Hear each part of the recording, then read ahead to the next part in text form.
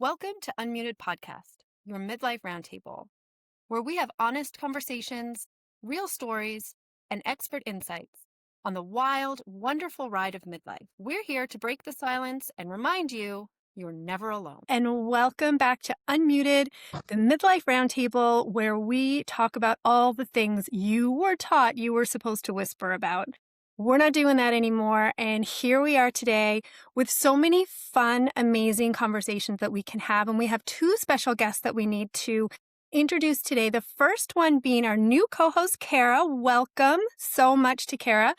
Kara is a midlife woman, a mother of two, part-time teacher, and accidental menopause advocate, she calls herself. She makes these amazing videos like the Menopause Hotline. I'm sure you've seen them. I love them, by the way, Kara. They're amazing. Thank And you. in hopes of making other people smile and women smile and know that they're not alone. She likes to remind women that whatever it looks like, we're doing it. So, Kara, welcome so much to Unmuted. We're so happy to have you as a new co-host. Thank you so much and good morning. And I will try not to mess this up for y'all. Gosh. It's going to be such a laugh. You'll see. This is just such an easy group of women to hang out with and to have all these conversations with. So welcome. I'm so excited. So today on Unmuted, we have Andrea Donsky. Honestly, I'm going to let you, Andrea, introduce yourself, but a 7 times published menopause researcher and entrepreneur with 26 years experience in health and wellness. We are so grateful to have you here to talk about so many amazing projects that you have going on. Why don't you give us a little intro of yourself and tell us what you'd like to talk about today? Sure. Well, first of all, so great to be here. So I love the womanhood, everybody coming together to have a conversation about perimenopause and menopause. And each and every one of you are amazing. So thank you for having me. Me and my story. Well, I've been in health and wellness for 26 years, and I've always been passionate about educating people about what they're eating, their body, what they're putting on in their body, on their body. And when I got my first hot flash, I kind of took a little bit of a different direction because I thought I knew a lot about what we do or what I'm eating and how my body functions. But when I got that hot flash, I thought, oh my gosh, I know nothing about menopause. I didn't even know the word perimenopause existed. And I thought, if I don't know, I'm guessing a lot of other people don't know too, considering it was my job to help explain it. So I thought, all right, well, I need to start going down the rabbit hole of what this phase of life is. What does it mean? What are the stigmas that are associated with it? And that's what kind of took me to creating Morphist. And now it's almost 10 years ago, funny enough, but it's been a long time. Hey, tell us more about Morphist, because this is an online community of people who can come together. So give us a little bit more information on that and how people can join in. Sure. So I actually started Morphist with Randy. So I've had the same female business partner for 26 years. Like, Nice. isn't that amazing? So we've been partners. Morphist is our third company. And when we started experiencing symptoms, we thought, well, we should probably create a business that can help to educate women about what they're going through, but also provide solutions. And at the same time, I thought, I think I'm going to start a TikTok community. I knew nothing about TikTok. I literally went and I had coaching sessions with these amazing coaches. And I thought, well, I'm going to start a TikTok community because I just wanted to talk about perimenopause and menopause. My other social media handles were really about, wellness and all of that, or natural and organic.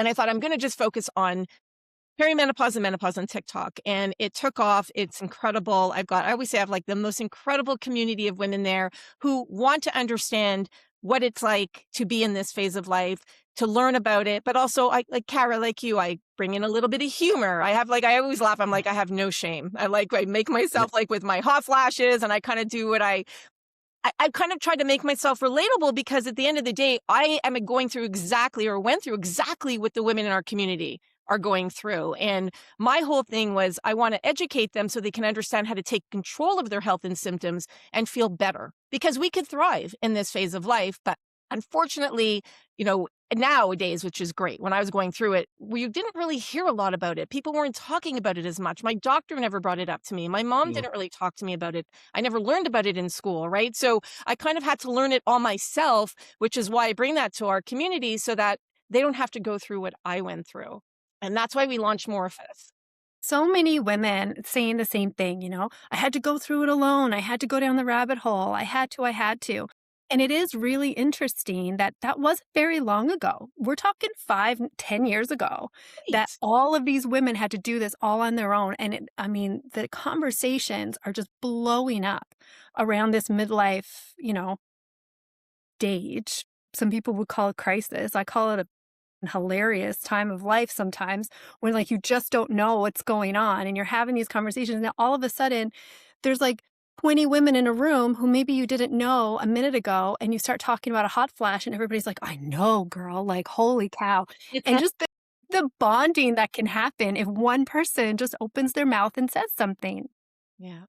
Yeah, it's so true. And I think that's the nice thing about it is that I always say as Gen Xers, we're not going into this phase of life lightly. We are screaming it from the rooftop. Many of us are. And look at all of us, 6 of us right here who are screaming it from the rooftop because, I really, as a mom, I have 3 kids and 2 of them are daughters. And I don't want my daughters and even my son, for whoever he ends up marrying, I don't want them to have to wonder or be surprised or kind of know nothing about this phase of life. So for me, it was so important for the younger, obviously for our generation, but also for the generations that are coming after us, because it's like, it's done. Gen Xers, we are stopping the stigma. We are stopping the lack of information. We are stopping the surprise of coming into this phase of life so that they know and understand that this phase of life there are so many great things about this phase of life. We're coming into our own. We're empowering ourselves. We're learning how to set boundaries. We're learning how to say no. Like we always say, like perimenopause and menopause is this incredible time in our lives where we're coming into our own for a lot of us. So there's a lot Yeah. of great things to look forward to, right? Yeah, Andrea, I'm really glad that you went in that direction because so much of what we hear in the menopause space right now is really scary, right? There's a lot of fear-based information that is out there.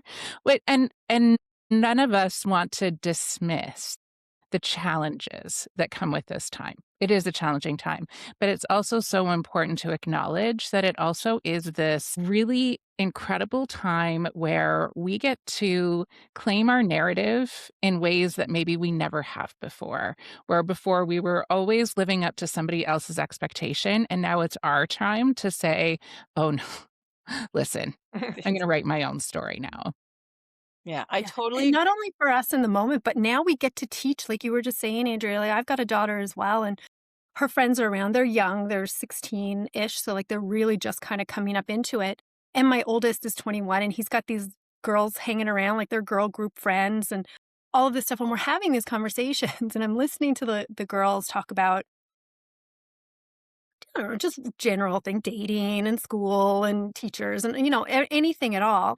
And me sitting there just interjecting, being like, don't you let anybody say anything to you. You get to say, where maybe they don't have to wait until perimenopause and menopause. And maybe they can gather a little bit of that agency listening to us have these conversations and know that it doesn't have to just be this hormonal shift. You can actually hold on to that autonomy all on your own at any age, and you don't need permission to have it.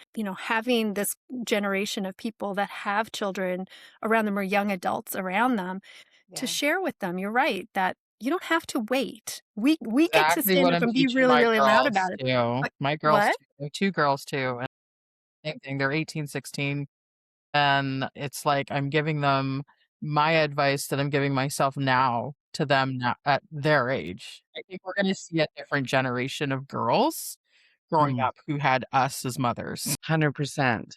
My 8-year-old knows more about menopause than like she probably should. But my 16-year-old son, because his rugby team and football team follow me, they're learning more than It's from the funny. Yeah. humor side of it. But for me, it's felt like a total rebirth. Like it was horrible and painful, and I had a very hard time with severe symptoms till we figured it out. And now that I feel like I'm sort of on the other side and my symptoms are sort of in check. And now I just feel, yeah, this like confidence and this like excitement and this like just it's like a rebirth, like on the other side. And I'm I'm so excited. And I'm excited for my kids to see that. Like, as we get older, we're not sort of dimming. I'm like, I'm just going to get brighter and brighter. That's awesome. And, Kara, I'm in a similar boat with, having an online community and my son who's 22. So when he was in university, in first year university, all the girls on his floor started following me and they were like, oh my God, I love your mother's content. And he was mortified initially when I went on TikTok, mortified. And then once he started hearing how his friends thought it was kind of funny or cool that they were following me, he started to turn and be like, okay, maybe she's not as like uncool as I thought she was. Right. And then he started becoming proud until I started posting content about vaginal dryness. And that's when he lost it. That's fair. My son said the same thing.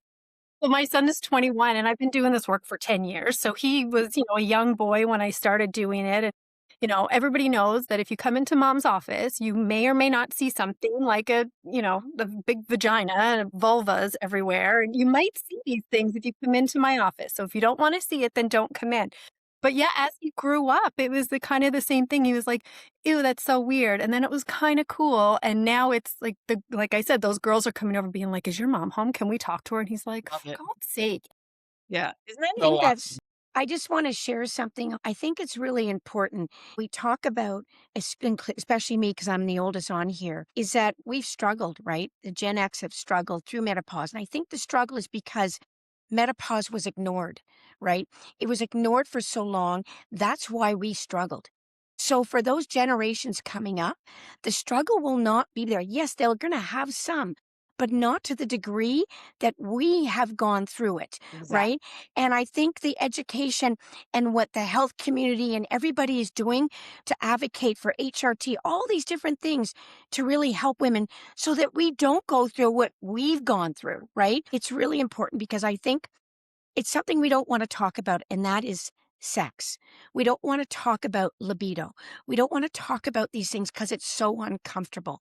I know, Andrea, you just did a research paper that you had released in December of 2025. Yeah. And I'd really like to talk about that because I really want to bring this uncomfortable conversation in here. Well, I think first, before you go forward, we have to remember we weren't just like, menopause wasn't just ignored.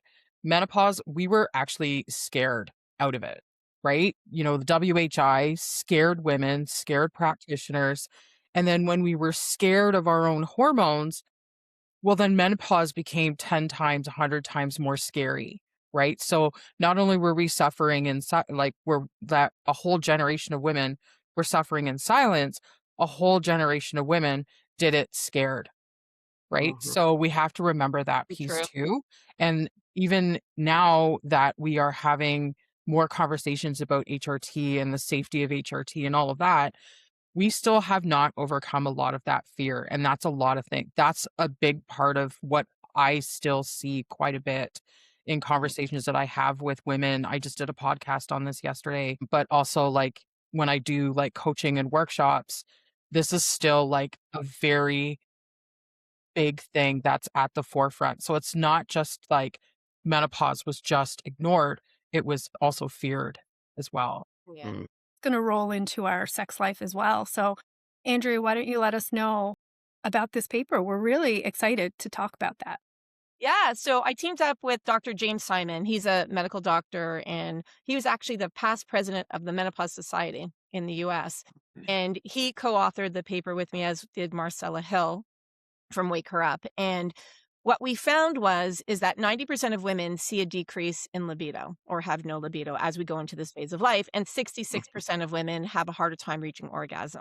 So we know that it's a major issue for so many of us, and we wanted to have it published because for us, having it in a publication like the journal Menopause was important to us because we wanted to see, first of all, women are experiencing it. So we're validating women's experiences. And then we also wanted to understand, like, what are they being told? So when they go to their doctor, are they speaking to somebody? Are they speaking to their doctor? Are they speaking to their husbands, friends, colleagues? Who are they speaking to? And we found out that women are primarily speaking to their doctor about it and their partners. So those are the two most common. And the number one thing that women were told, this is so it won't surprise any of you because this is what you do. But the number one thing, actually take a guess. What do you think the number one thing is women were told when they shared how they were feeling about their sex life? Go have a glass of wine and listen up. It was normal. Okay. Lisa? They're depressed, take an antidepressant. Lisa? Mine was with Serena. Yeah, like have a glass of wine and just relax a little bit. So they were all on there, but the number one thing was use lubrication. Yeah, great. Yeah, that was the number one thing. And then there were things like they were met with compassion, not given advice, which is fair enough. But then things like do it anyways because it's your wifely duty. That was a big It's a one. big one. Yeah. Yeah. That shows up in my office all the I had a time. client that was told by their doctor, well, we don't make female Viagra. Oh my gosh. Wow. What is it, the 1940s? What?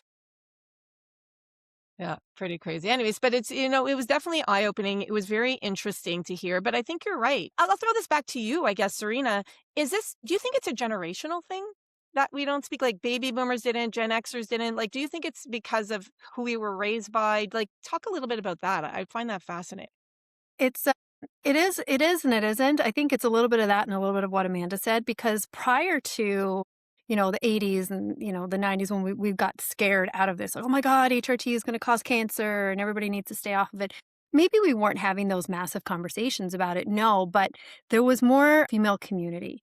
So, Nan and your aunties and your grandmas, they might not have been being really loud about it, and you might not have heard a whole lot about it, but they were having these little and I'm talking 2 generations ago. They were having the conversations.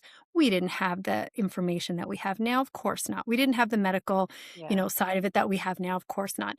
But women weren't ignored by women.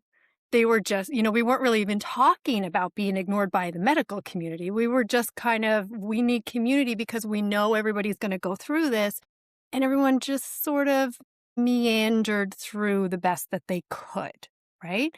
But now that we're having these conversations, the medical world is getting into it a little bit more, which is great. We can, help these symptoms along so much better than we could. Plus, in the generation that we're in right now, we have so much more, quote, to do. That's a little dicey to say, but I think you know what I mean is that, 2 generations ago, we were very much stay-at-home housewife doing the thing.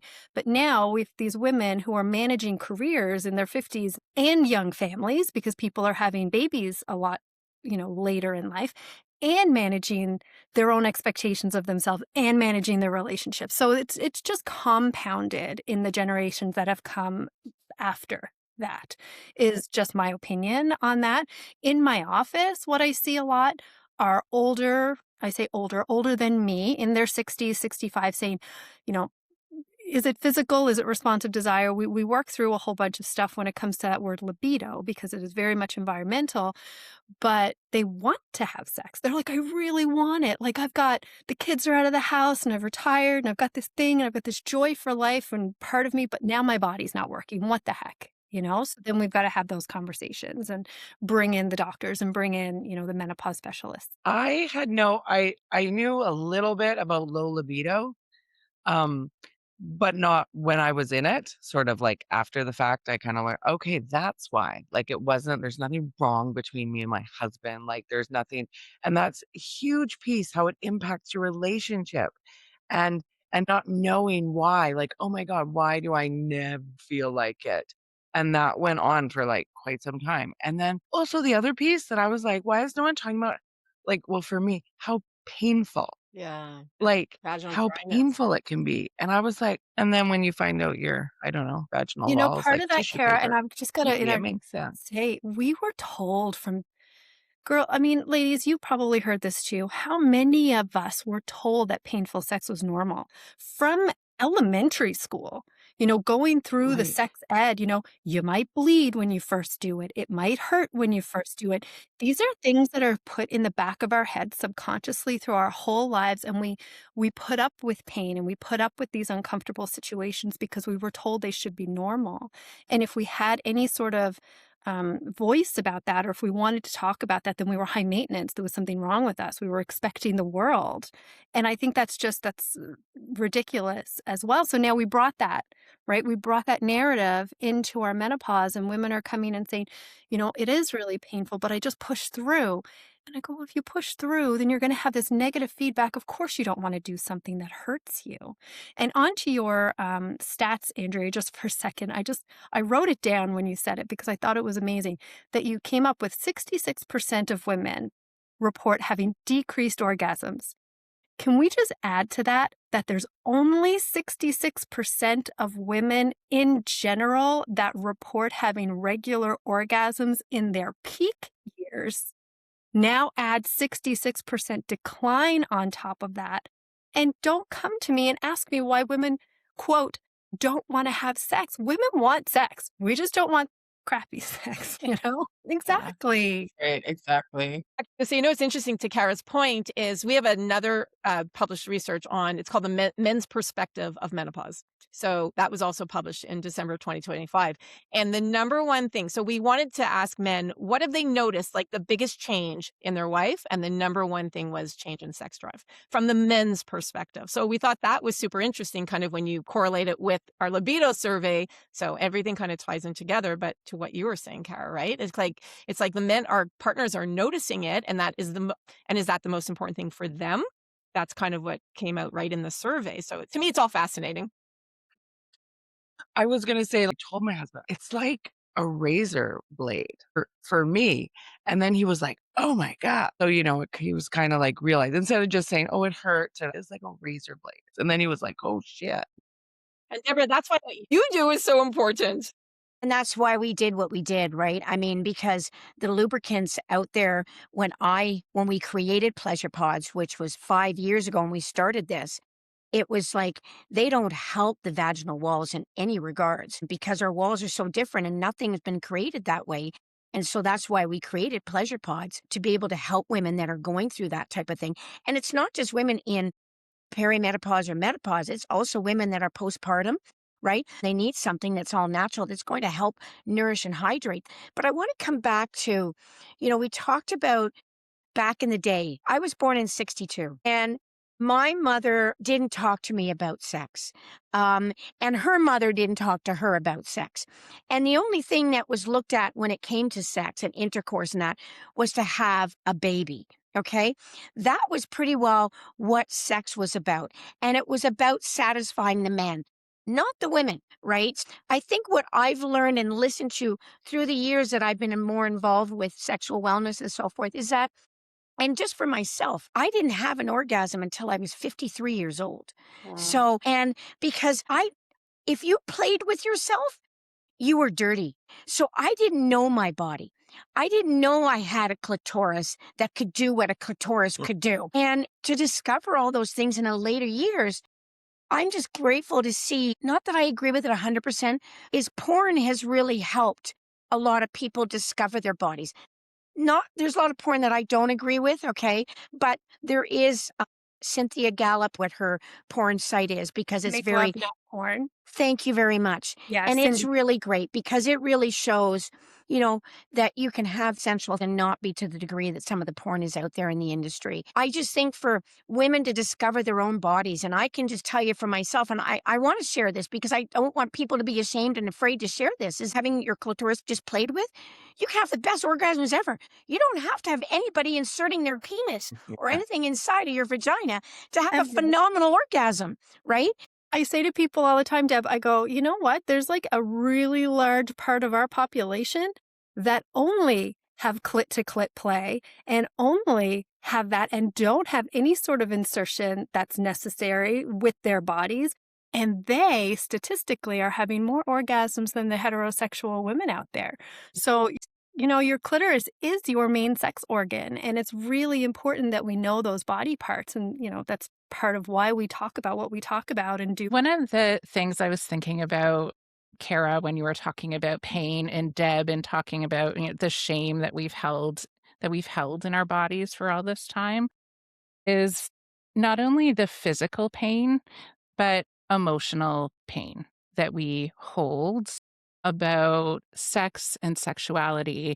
And so both Serena and Andrea, I'm curious around, because in my own personal experience and in my practice, sexual trauma that hadn't shown itself throughout my life is coming to the surface now. And I have heard that from other folks that I have worked with as well.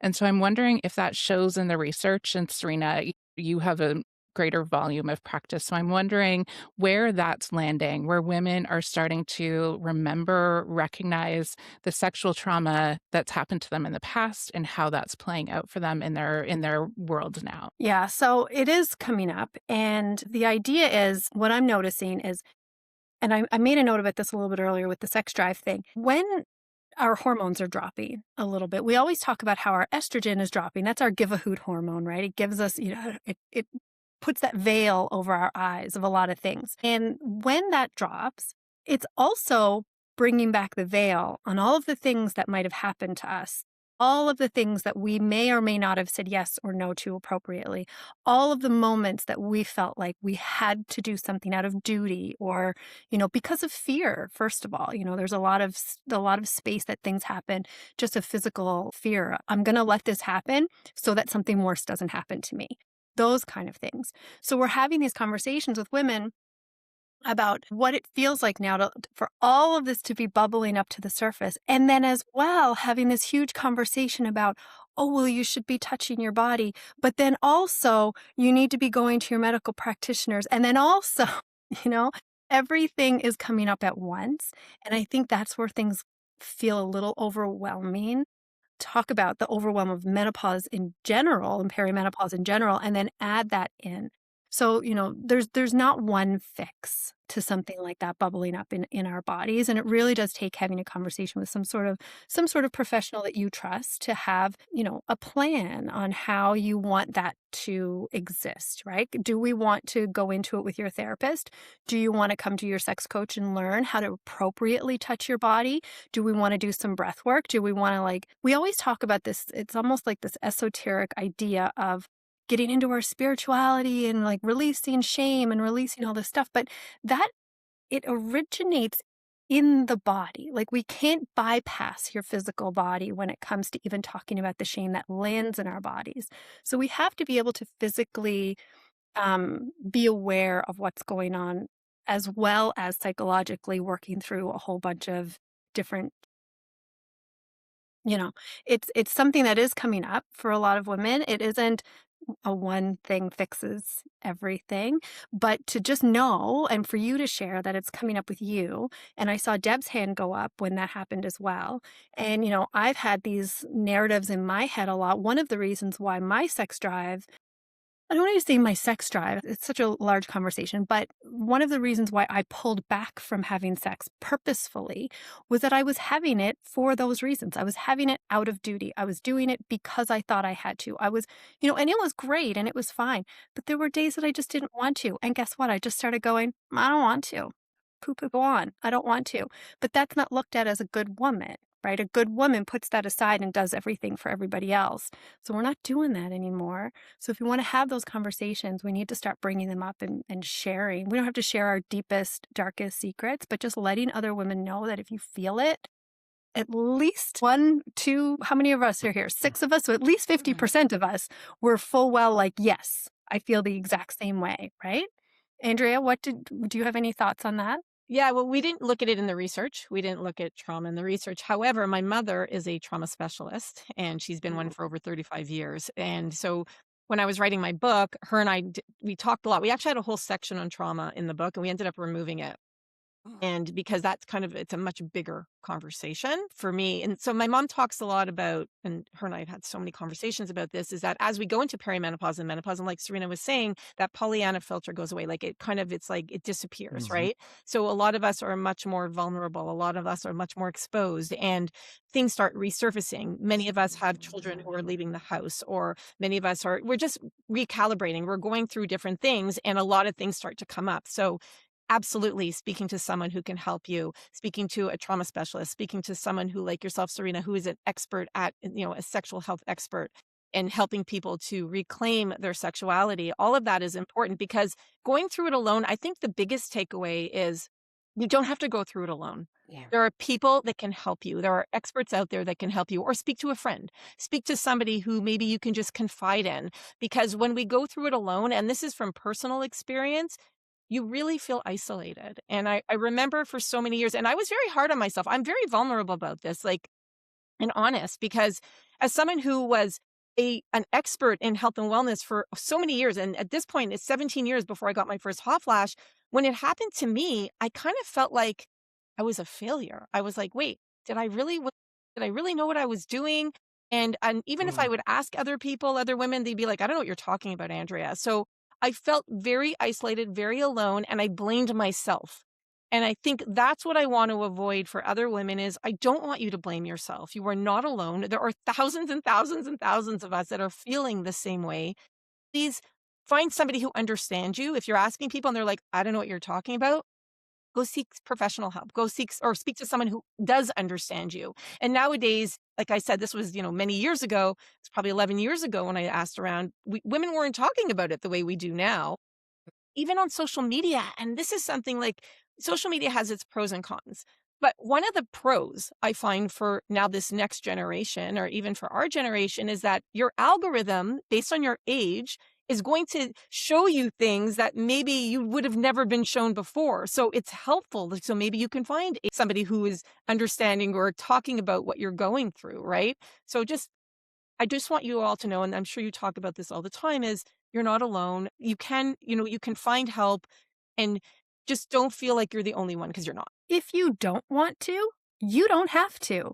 If you're happy, here's the key. Like, this is such a big conversation that I have with people, and they're like, I need to find my sex drive. I need to find this libido. I need to. And I go, but do you want to? Are you happy? They're like, well, yeah, I mean, I'm happy. Like, I could have an orgasm once a month, or I could like cuddle up with my buddy, once a month and I'm good. I said, well, who's telling you need to find more?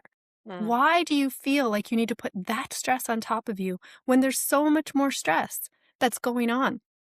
If it's a challenge, yes. But if you're happy, be happy.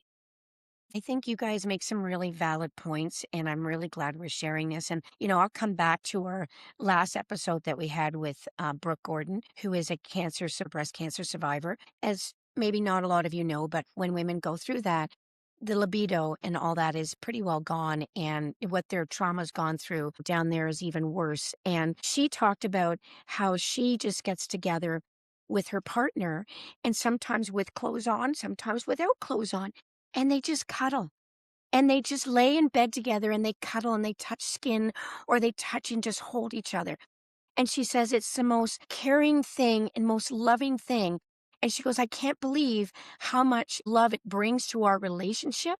And I think both of us were really shocked by that, going through that experience. And I know I've been seeing a couple of things on social media talking about different ways of connecting that is not sexual. And I go like this because that's what I mean by that. You know what I We're mean? just not taught that though. Like, I mean, Yeah. generations and generations, we're just not taught that. Like, from the time we start hearing about sex education in school, if they even teach it anymore, I don't even know to what degree they even talk about it other than like just There's a lot of permissions that have to yeah. happen before And they they can talk don't about even it. really talk about relationships. It's just, hey, here's how your body's changing.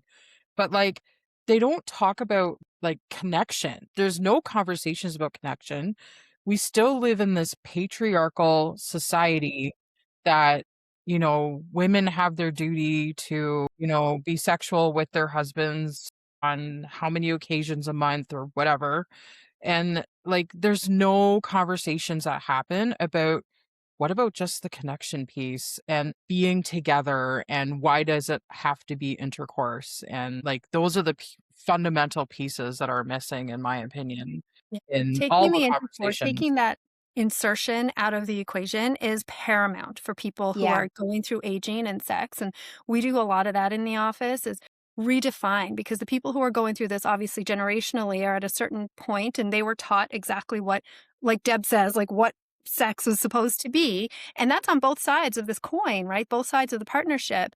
So they come into the office and we talk about how we redefine sex. We take the goal off the table. We take penetration off the table and say, how much more curious could you get about your partner's body or your own body if we weren't doing that ABCD? If you had to do something completely different, right? We talk a lot about tantric sex and slow sex and what it feels like to touch bodies that are not maybe in full erection, and just how that works with that connection, the oxytocin release, how a good makeout session is Yeah. probably one of the most powerful things that you can do with a partner with the sex taken off the table, with the intercourse taken off the table in any sort of penetration, and just how much more anticipation and excitement that you have when you don't have the fear of either rejection or having to reject or the pain or any of those things that are going on in your body. So this pleasure education is what, in my world, what we're veering toward. Even with the younger generation, we're veering toward take the insertion off the table and let's be curious about what other things your body is capable of doing.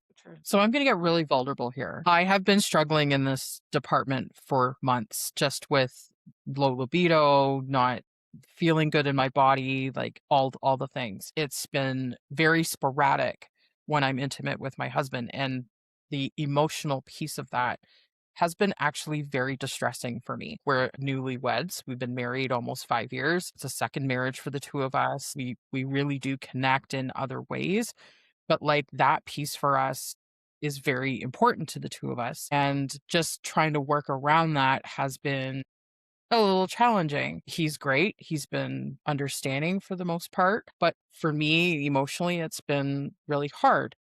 And this past weekend was Valentine's Day weekend. And I decided I'm going to get dressed up. We're going out for dinner. I didn't want to have the whole expectation that sex was going to be, the end game, but I wanted it to be, right? That being said, we had a lovely dinner. Like we, had some great connection. And then, you have a makeout session. Honest to God, like, I mean, yes, sex happened, but like the stuff leading up to that, including the makeout stuff before even the other stuff, I actually the next day said to my husband, you know what part I really enjoyed that brought it out for me was this part. And he's like, we didn't even really do it for that long. And I'm like, yeah, but I mean, there was something about that just really drove the connection again. And that, You mean the makeout part of it? yes, the Yeah. makeout part of it that like felt like I was 18 again. Right. So it's just when I can look back and focus on that piece, we didn't even really have to like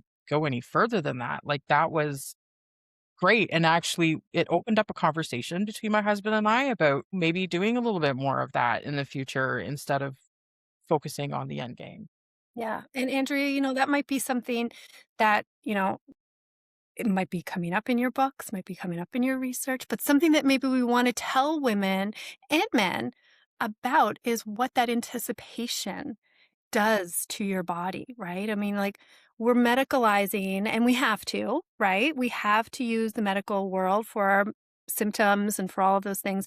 But my goodness, emotionally and just psychologically, what anticipation can do for a body and how we get back into that curiosity and just that excitement of what it feels like to even touch your partner.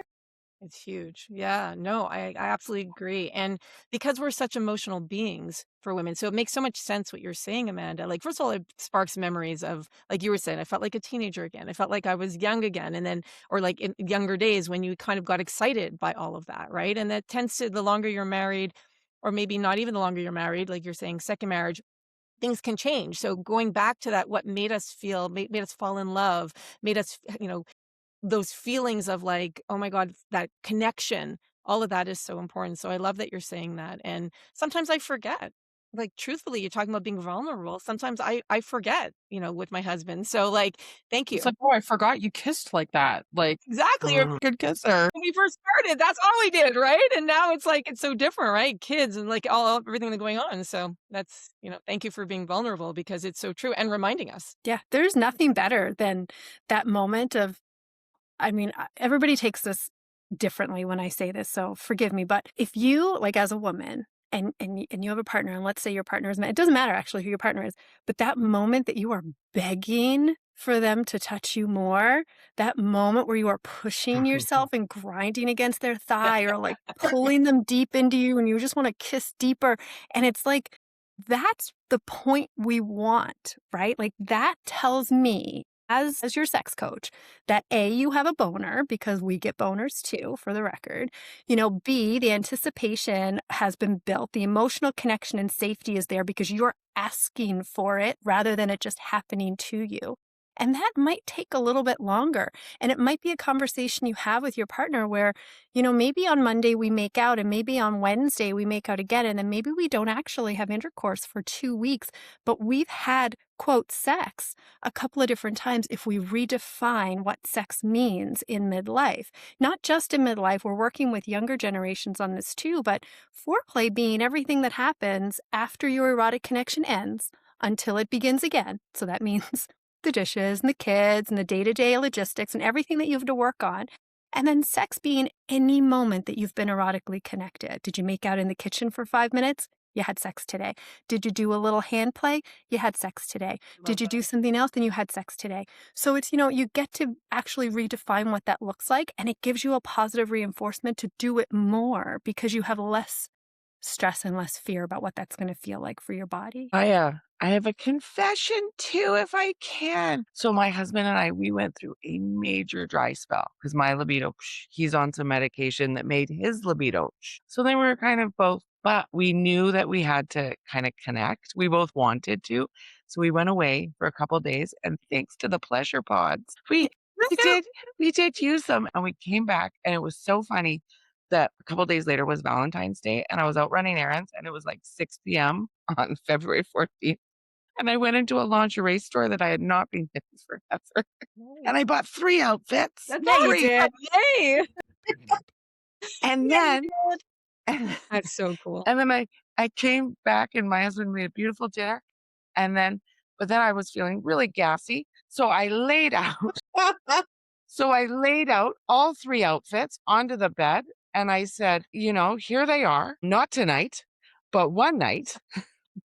I'm good. And then he was like, yeah, my stomach's not feeling so good. Anyway, so now you get to see what they look like on the floor. You're welcome. Kara, thank you for sharing that. I absolutely love it. Yeah, we've got a couple of minutes left. I don't want you to leave until we talk about this. Tell us all about your new book and what it is, when it's coming out, and how we can get our hands on it. Yeah, thank you for asking. So, my book is called Nourishing Menopause: Powerful Nutrition and Lifestyle Strategies to Feel Your Best. And it is for any woman who wants to understand what is happening to her body, who wants to empower herself with education, wants to read research, and also who is suffering with symptoms. It's really for everybody. It's also for healthcare providers, doctors, just men, partners, women's partners, anybody who wants to understand more. And I wanted to write it because, first of all, I keep saying it's like my life's work. It really is. It's my work from the last 26 years as a nutritionist for more than 20, as a menopause educator and 7-time published menopause research at this point. I just wanted to share everything that I've learned so that women, like kind of what we've been talking about the whole time, so women can understand what's happening to their bodies, take charge of their bodies, and implement certain lifestyle, nutrition, supplements, nutrients, exercise. We talk about stress management, sleep, mindset. I wrote an entire chapter with my mother, who is the specialist, a therapist for more than 35 years. And we talk about self-love. We talk about the Pollyanna feeling about what's happening. We talk about relationships. So it covers everything I always say that's in my lane, which is nutrition, lifestyle, and supplements, and mindset. And I wanted to provide, it's one of those books that, and the feedback has been tremendous. Like it launches on May 5th. Thank you. So I'm like so excited. It's kind of surreal. I got my galley this week, and I was like, I've been in front of my computer for 2 years, and sometimes you lose sight of, like, because you're so entrenched in writing, holidays, evenings, like literally 2 years of my life. And then I was like, oh, how cool is that? It's a book. So like I kind of got to hold it and feel it, kind of a little bit to what we're talking about, right? Like I'm feeling it, I'm holding it. It's like this experience that was so amazing for me. So it comes out on May 5th, and it's available anywhere that you buy books. And I'm so excited to share it with the world. And I talk about, so one of the research studies that I was published in was on the number of symptoms that there are. And I think it's important just to mention it really quickly, because for me, validating women is my number one thing. I want to validate women. And we do have research published on doctor visits. And we know that 40% of women are dismissed. So they'll go to their doctor with how they're feeling. And unfortunately, they'll be told it's part of life, deal with it, it's natural. like so many different things. And I just want women to know that there is hope. You don't have to be alone, like I talked about before. And what are some things that we can do to take charge? And the symptoms themselves, we now know there's 103 plus symptoms. So it's old data when we hear 34 to 40 symptoms.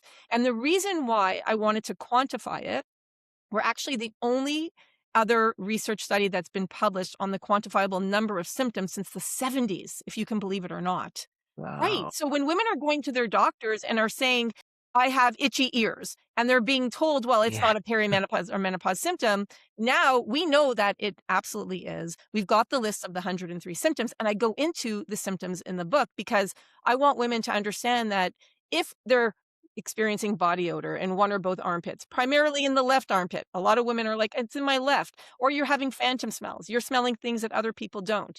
We know that burning smells are the number one symptom, the number one smell that women in perimenopause and menopause are smelling. These are all things that I love data.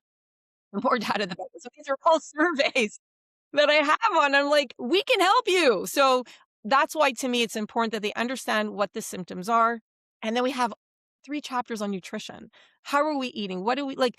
Ways. And I always say, what worked for us before perimenopause and menopause doesn't necessarily work for us anymore, especially with nutrition, especially with mindset, especially with, pretty much everything. Sleep, Mhm. right? Everything that we do, managing stress.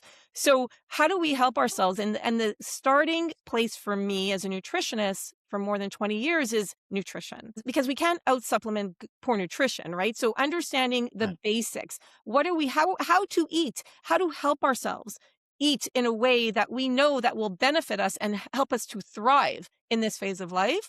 That was important for me, and it's all covered in the book. And we cover everything from sleep to managing stress to why we gain weight in perimenopause and menopause. Many of us are gaining weight. There are 17 different reasons we gain weight. Most of it that's out of our control.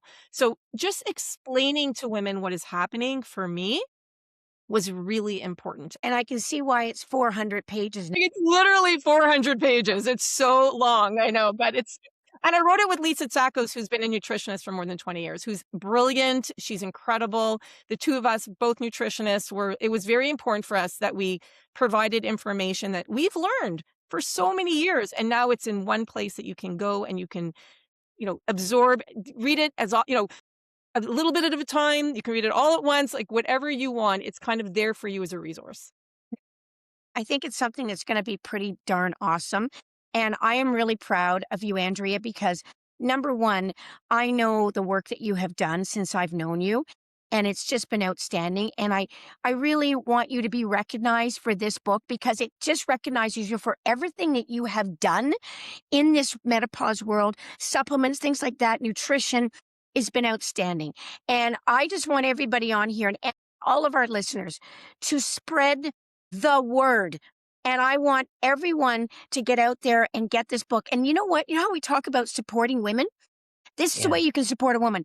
Go and send the book to your friend, to your mother, to Yeah. whoever it is out there. I want you to share this book. She's a Canadian author. We've seen a lot of U.S. authors when it comes to menopause. Let's support Canada. Oh, and thank you for the kind Yeah. words. And I'm so Yeah. grateful to have been on here. So thank you. I Thank was you. really just going Looking to kind of forward. say the same thing. It sounds like it's going to be the Bible, the next menopause Bible for us to sit back and take our notes and go over and over and have it be a resource to come back to as new things come up in our minds. We go, oh my God, I read that in Andrea's book and now it's happening to me. Now I've got to go share this with somebody else. So Deb is absolutely right. Share this with everybody that you can find. Andrea, thank you so much for joining us today. I really appreciate everything that you have to say and your knowledge on all of this. I can't wait to get my hands on the book myself. I'm really excited about that. And thank you to Kara for being our new co-host. So amazing episode for you to be on and have a part in the joy today. Today's episode is brought to you by the Pleasure Pods, an all-natural, body-loving lubricant and moisturizer that supports confidence, comfort, and pleasure at every age. Stay connected, stay empowered, and stay beautifully unmuted. You can follow or subscribe on Spotify, Apple, and YouTube. And be sure to follow us on Instagram and Facebook at Unmuted Midlife Podcast.